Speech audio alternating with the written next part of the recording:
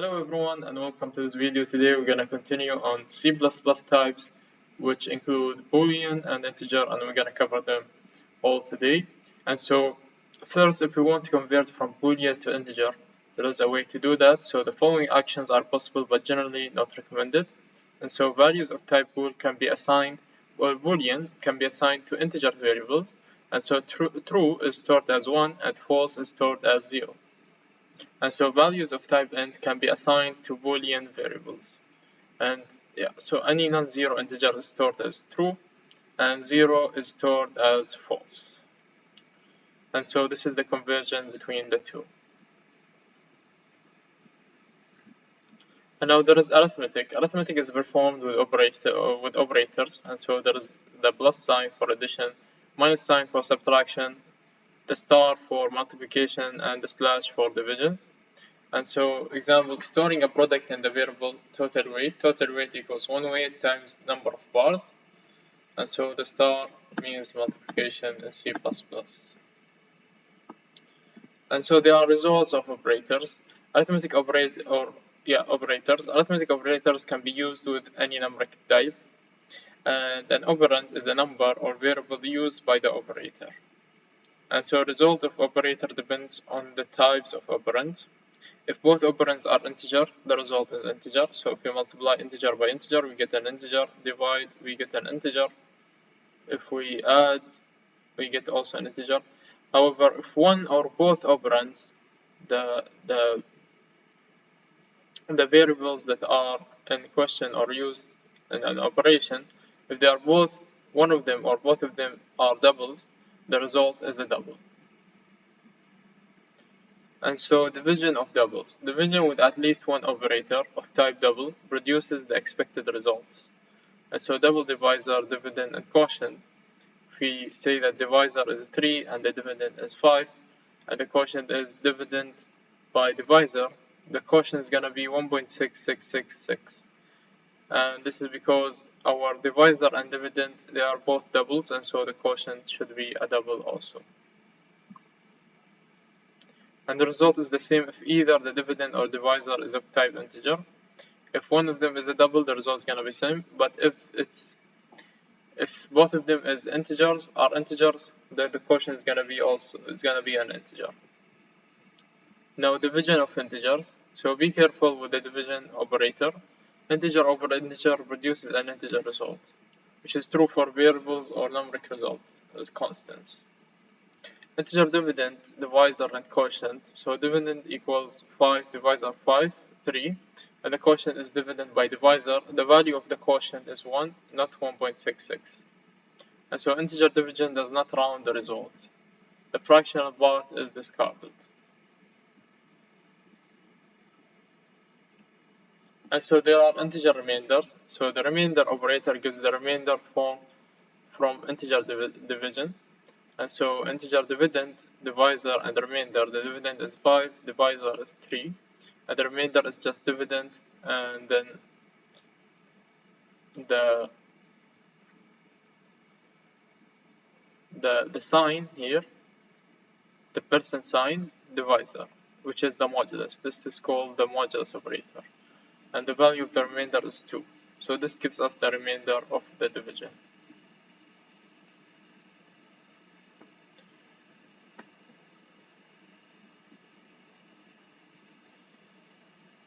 Now there is a precedence in C++, and so the precedence basically is just operators contained within pairs of parentheses are evaluated first. So first the parentheses, then the multiplication, division, and the remainder operators are applied next, and then addition and subtraction operators are applied last. And if an expression contains several similar operators, they are applied from left to right. So it goes from left to right.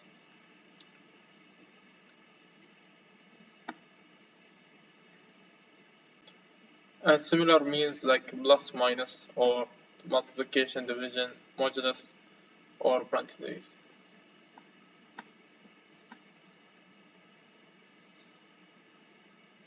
And so using spacing to make expressions readable is desirable. So which is easier to read, x plus y times z or x plus y times z? the most easier is of course on the right. So you can use spaces in C++ to make expressions readable. And so precedence rules for operators are the same as used in your algebra classes. Use parentheses to alter the order of operations. So if you want x plus y times z is gonna be first y multiplied by z first, and then x added to that product. If we want to start with x plus y, we're gonna add parentheses, so it's gonna be x plus y first, then multiplied by z.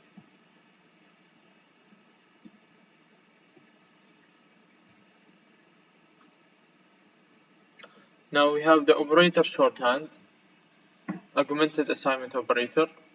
So some expressions occur so often that C++ contains that shorthand operators for them. So all arithmetic operators can be used this way.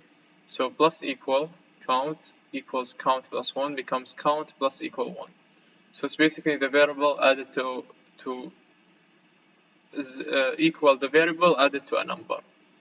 And minus equal is just the variable subtracted by a number.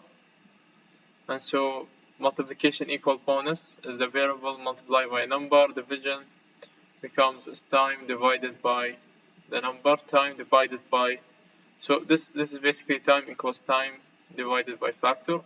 And also there is for the remainder equals remainder of the modulus, for example CNT1 plus CNT2. So this is basically, as you can see, basically a remainder modulus equals CNT1 plus CNT2. So there are exponent operations, which is you first need it. For example, if you want to raise a number to a power, so you're gonna include C math, and then you're gonna say power 1 AB equals A to the B. And so examples, there's COUT, then the insertion operator, power of 2.0 to the 3, so 2 to the 3 is gonna be basically 8, and then id line to enter a new line, and the output is just 8. COT power 4 to the 0.5, so square root of 4 is gonna be just 2. Then power 2.5 to the 2 is gonna be a number 6.25.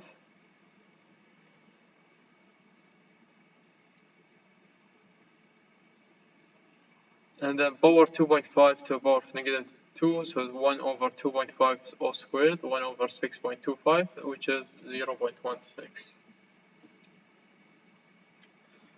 And now there's the increment and decrement operators. So the operator name description. First there is the pre-increment, which increments var by a variable, okay, the name of the variable var, by 1 and evaluates to the new value of the variable after the increment. So it's first increments var and then evaluates to the new value in var after the increment. And so post decrement, on the other hand, evaluates to the original value in var and increments var by 1. Pre-decrement decrements var by 1 and evaluates to the new value in var after the decrement. And var minus post decrement evaluates to the original value in var and decrements by var by 1. And so what is the output of the two sequences if we have integer I equals 10 and we then have a post increment? The effect is basically, a post increment is just adding the variable. It's just I, it's like having 10 times I plus 1, so it's gonna be, or 10 times 10 plus 1, which is 100 plus 1. So it's the same effect as you can see here, is 10 times 10 plus 1, which is 101. However here, the value is gonna be different since this is a pre-decrement, so it's gonna be evaluated first. Pre-decrement is gonna be evaluated first, so it's gonna be just 10 plus 1, which is 11, and it's gonna be 10 times 11, which is 110. which is different than our first answer, which is the same as I equals I plus 1, first adding to the value and then multiplying it again.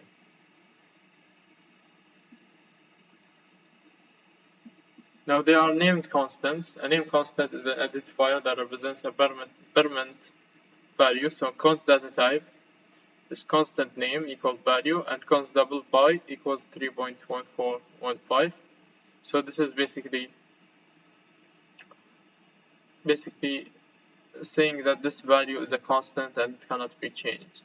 So for example, pi or phi or whatever other value. Now let's talk about overflow. When a variable is assigned a value that is too large to be stored, it causes overflow. For example, executing the following statement causes overflow because the largest value that can be stored in a variable of the short type is 32767.32768, and it's too large to be stored in a short value. Okay, and this causes just basically overflow.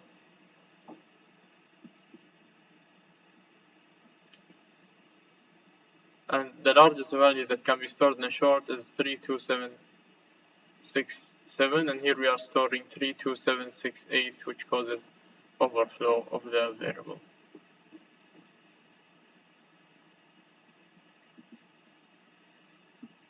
So there are some common errors which include undeclared or uninitialized variables. So here we have double interest rate equals 0.05, and then when we use that, we do not use the correct variable. For example, here he did not use the uppercase for R, which caused an error. Okay, which is using undeclared or uninitialized variables, because in C++ case variables are case sensitive.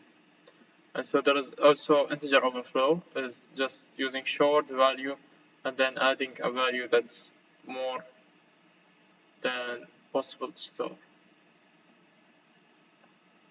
And there is also round off errors. So if we have float A equals 1000.43 and float B equals 1000.0, and we say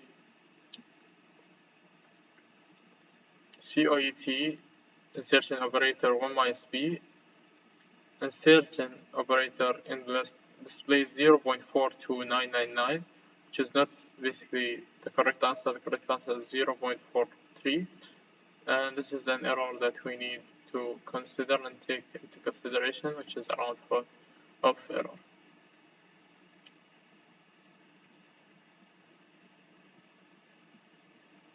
And there is also unintended integer division.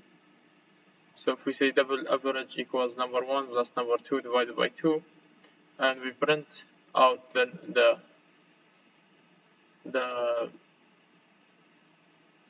value is gonna be 1. However, here, since we are dividing by a double, and our dividend is just integer, but divided by a double is gonna give us a value of 1.5, which is a double and not an integer. And there is also forgetting header files. So include cmath needed for power, and include ctime needed for time. This is important not to forget when we use these equations and these specific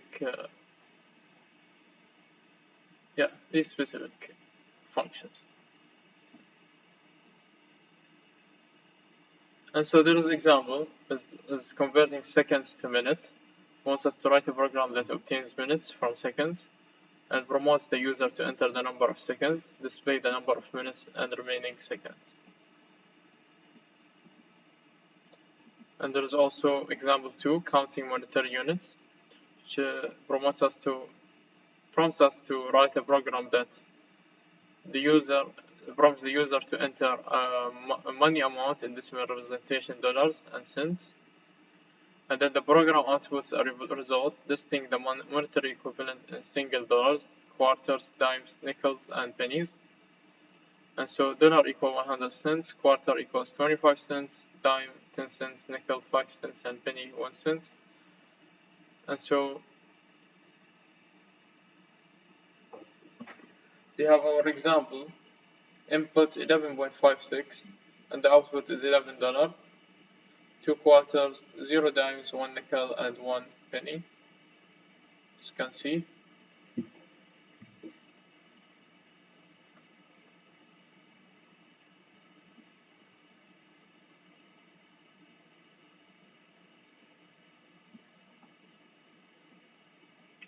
Well, this can be done by getting the modulus of 10, or yeah.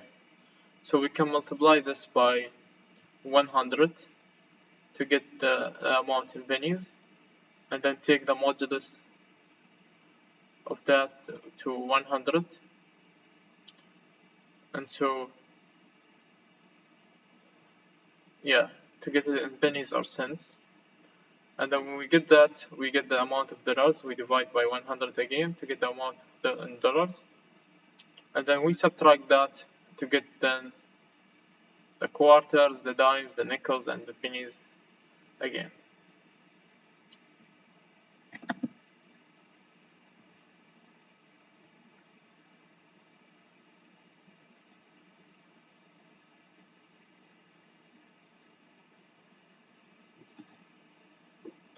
So we have example 3 displaying the current time, which writes a program that displays current time in GMT in the format hour, minute, second. Okay. And the time zero function is the ctime header file that returns the current time in seconds elapsed since the time zero on January 1st, 1970 GMT. This time known as the Unix epoch because 1970 was the year when Unix operating system was formally introduced. That's why it gives us the time zero since 1970, January 1st.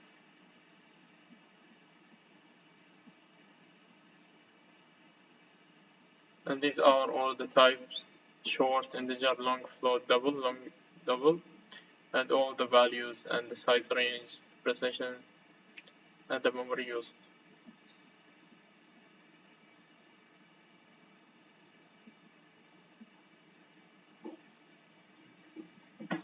As you can see here.